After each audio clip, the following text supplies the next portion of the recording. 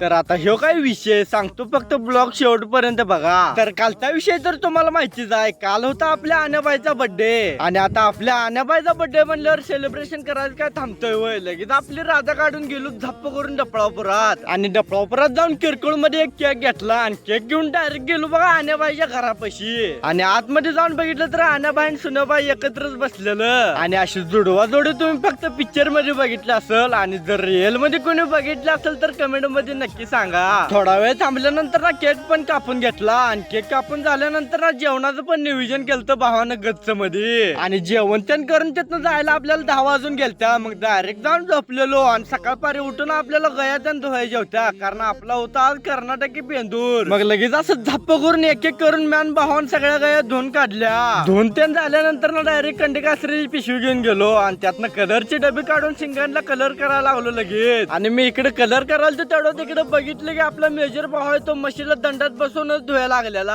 आणि तिथनं येऊन बघितलं तर मम्मी डायरेक्ट आपली कंडच बांधायला ती गयांना. कंडकासरत सगळं बांधायला झाल्यानंतर ना सगळी गुरं आत बांधून घेतली आणि सगळ्यांना कुट्टी टाकली. सगळं आपलं काम आता ओके झालं. आणि आता आजच्या ब्लॉग मध्ये फक्त एवढंच आहे. आता भेटूया उद्याच्या ब्लॉग मध्ये. धन्यवाद.